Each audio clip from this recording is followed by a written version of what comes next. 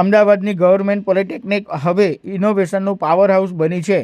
SSIP 2.0 હેઠળ પ્રાપ્ત થયેલી ગ્રાન્ટનો 73% હિસ્સો સીધો જ પ્રોટોટાઇપ ડેવલપમેન્ટમાં ફાળવવામાં આવ્યો છે, જેના પરિણામે વિદ્યાર્થીઓએ હાઇબ્રિડ, VTOL, ડ્રોન, AI અને રોબોટિક ક્ષેત્રે અભૂતપૂર્વ સિદ્ધિઓ મેળવી છે. હું અહીંયા જીપી અમદાવાદમાં SSIP 2.0 ઇનોવેશન પોલિસીના તહેત એક ઇન્ડિજિનિયસ આવિષ્કાર ઉપર અમે ફોકસ કરી રહ્યા છીએ. ડ્રોન ઇકોસિસ્ટમમાં જે ડેવલપમેન્ટ છે એમાં મેઇનલી જે બહારથી ફ્લાઇટ ડેવલપમેન્ટ થતા હોય છે એના કમ્પોનન્ટ્સ બહારથી પ્રોક્યોર થતા હોય છે. અમે in house development, flight controller, GPS system અને એના તે સોફ્ટવેર છે એ બધું જ ઇન્ડિજિનિયસલી ડેવલપ કરવું અને રિસર્ચ કરવું એની ઉપર અમારો ફોકસ રહ્યો છે.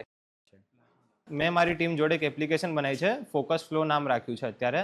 હવે એ એપ્લિકેશન અમે ADHD વાળા પર્સન્સને જે સ્ટુડન્ટ્સ હોય એને ધ્યાનમાં રાખીને બનાવી છે, જેનાથી શું થશે, અમારી એપ્લિકેશન એમનો બ્રેન વેવ્સ યુઝ કરીને ફોકસ ટેસ્ટ કરશે, લાઈવ ફોકસ પણ ટેસ્ટ કરશે અને એનું એવરેજ ફોકસ પણ અમને કહેશે ફાઇનલ 5 મિનિટના ટેસ્ટ રન પછી. જેનાથી શું થશે, એ સ્ટુડન્ટનું મેન્ટલ ફોકસ કેટલું છે એ ખબર પડી જશે. વાયોનોટિક સ્ટાર્ટઅપ દ્વારા હવે ડ્રોન, ફ્લાઇટ કંટ્રોલર અને GPS સિસ્ટમ વિદેશથી આયાત કરવાના બદલે સંસ્થામાં જ તૈયાર કરવામાં આવે છે.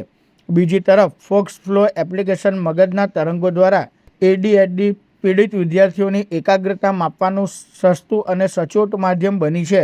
એમાંથી અમે લોકોએ અત્યારે 16 લાખ રૂપિયા સ્ટુડન્ટ્સના પ્રોટોટાઇપ ડેવલપમેન્ટ માટે સ્ટુડન્ટ્સને આપેલા છે અને જે પ્રોટોટાઇપ સારી રીતે ડેવલપ થાય છે ઇનોવેટિવ વેમાં, એ લોકોની અમે પેટન્ટ પણ ફાઇલ કરેલી છે.